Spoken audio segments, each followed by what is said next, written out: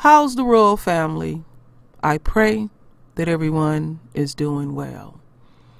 Well, my royal family, I was doing some deep research last night about this case with this freak nasty dude, Larry Nassar.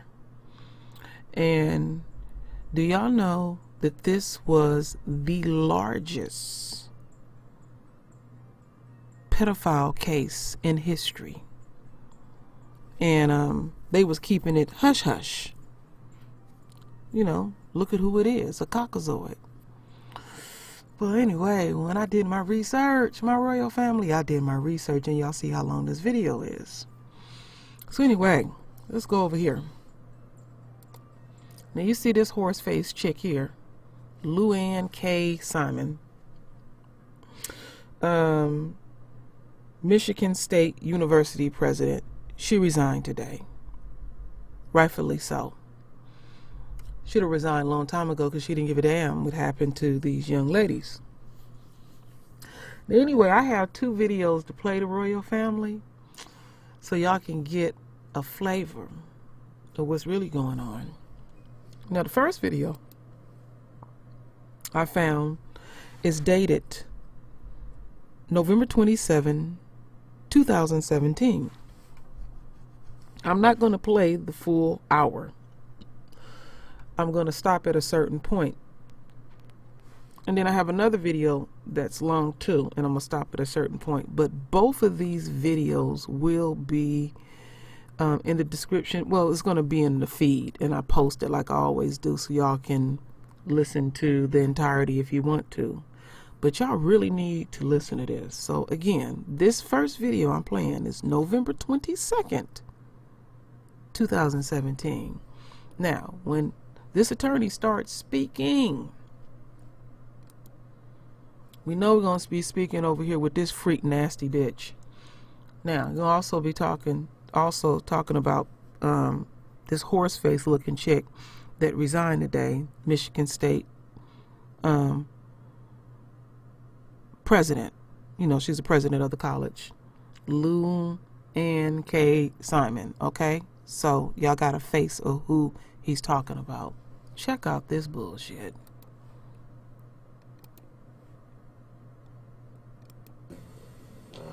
That were sexually assaulted and abused by Dr. Larry Nassar. And we're here today to talk about the plea agreement and what happened in this case, why, and where we go from here. To my left is Stephen Drew, my co-counsel, and to my right is Jamie White, my other co-counsel here in Michigan. Collectively, we have 105 cases. The first thing I want to do on behalf of our clients is thank Attorney General Bill Schuette. Especially want to thank Angela Povolitis and the Michigan State Police, especially Sergeant Andrea Mumford. Without them, we would not be here today. I also want to talk about the courage of the victims that came forward and that continue to come forward to this day, most notably of late yesterday, Gabby Douglas, who is the fourth Olympic medalist to come forward, and I suspect we'll see more. And make no mistake, this is an American tragedy. It's a tragedy not only for these women and their families and the hundreds of other women he did this to, but also for our country. Many of these victims were members of Team USA, and we failed them as a society, we failed them as a educational system, and we failed them through our criminal justice system up until today. You know, when a perpetrator who is responsible for this many rapes and molests pleads guilty, while it's viscerally satisfying to the victims, it doesn't bring back their innocence, and it doesn't bring back what they've lost. I think perhaps the most glaring thing that when I speak to our clients that upsets them is that while Dr. Nassar, I guess, accepted accountability at some level today, this situation where you have this many victims doesn't happen with a perpetrator alone. It happens when institutions whose primary job is to protect children fail them. And there are 3 institutions here that miserably failed children. The first is USA Gymnastics.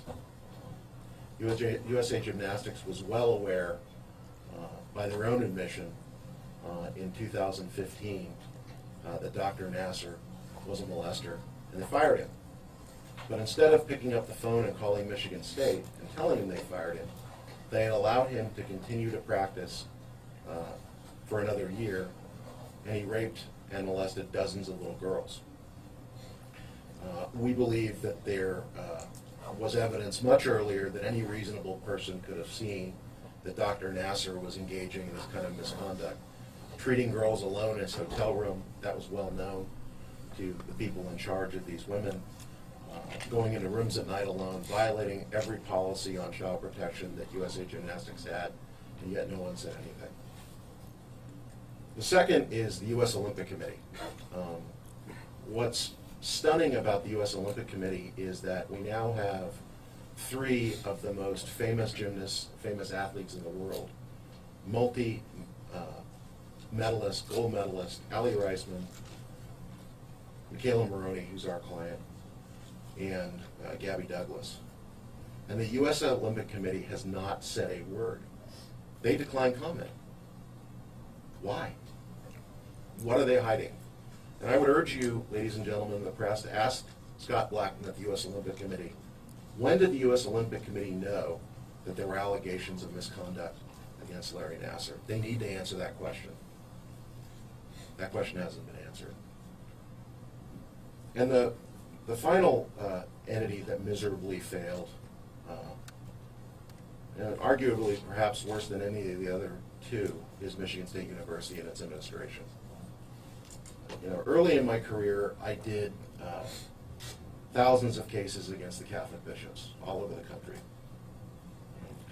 And the standard defense was, I've been told that pedophiles are hard to detect and impossible to detect. That was the bishop's defense. Those are exactly the words of Luanna Simon months ago when we first started discussing about this. Like, you can't detect pedophiles. But that's not true. And in fact, Michigan State didn't need to detect a pedophile. They were told about it in the 90s, in the 2000s, and repeatedly in 2014. In 2014, Michigan State knew that Dr. Larry Nassar was putting his ungloved hand into the vagina and rectums of little girls. And they told no one outside of Michigan State. They knew it was in his contract that he was treating Raisman and Gabby Douglas and McKayla Maroney. And they didn't pick up the phone and call. Those molests could have been prevented if somebody had followed the law. The law is you can call the police, but you also call Child Protective Services. They didn't. They failed. And they continue to fail and continue to put out press statements that are akin to the Catholic bishops during the priest molest scandal. Things about our policies and we've changed. And then yesterday, knowing he was going to be sentenced, or day before yesterday, excuse me, they put out this whitewash report. And yet, there's a report, apparently, they paid $1 million for, $1 million of taxpayer money, that they won't release. This is a public institution. It's a public institution that is an educational institution for children. They have a report about 150 little girls being molested, and they're not going to release it? Excuse me?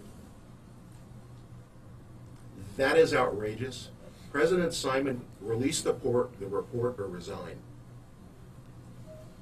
These young women and these girls deserve justice, and they deserve to know who knew what when.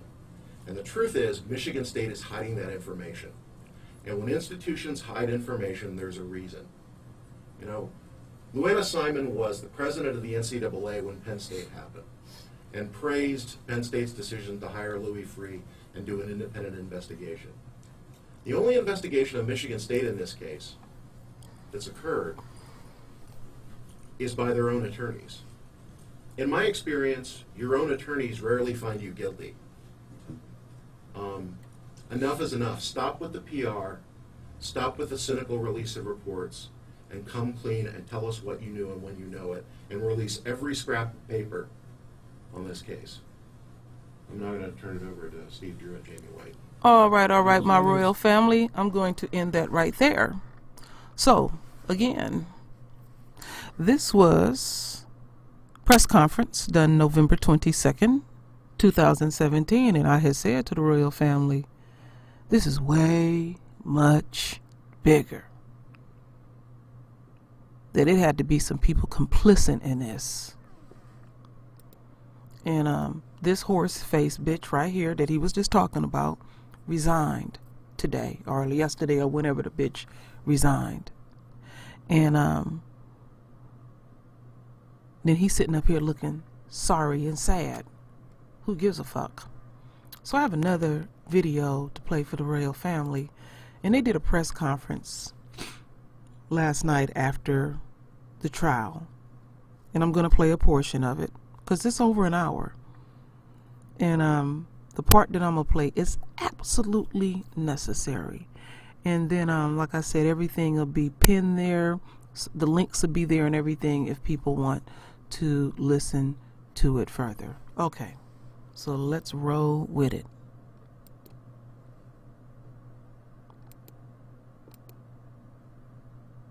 Hollander to start, who will then introduce each of the survivors who have a word to say, and at the end we'll take questions. Also the lawyers can speak, but I think we need to hear from the survivors today. Thank you.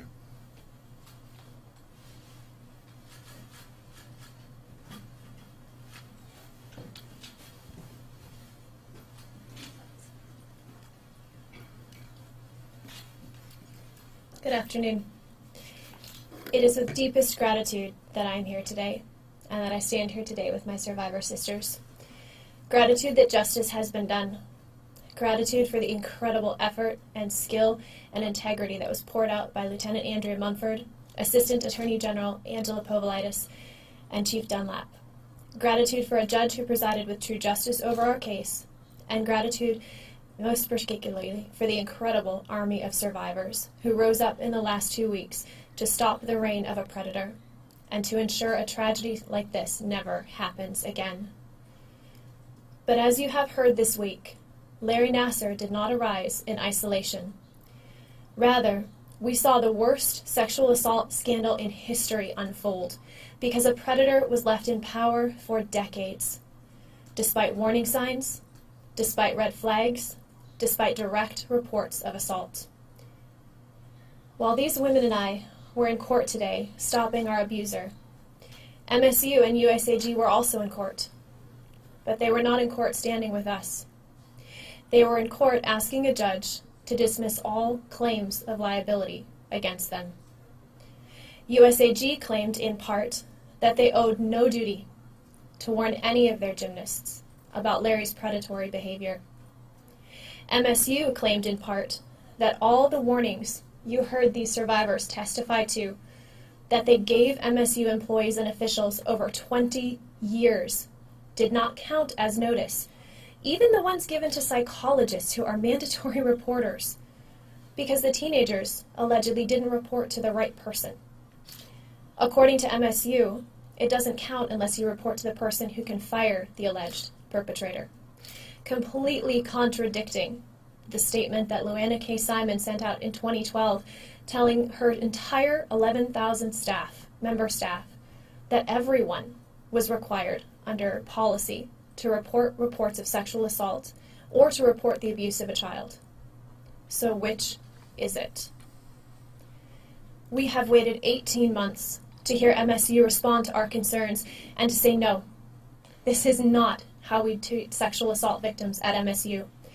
But instead they have played word games, insisting that no one at MSU knew of the abuse because no one believed it was abuse, completely failing to recognize that the abhorrent failure to act properly on all the reports they received led them to not believe.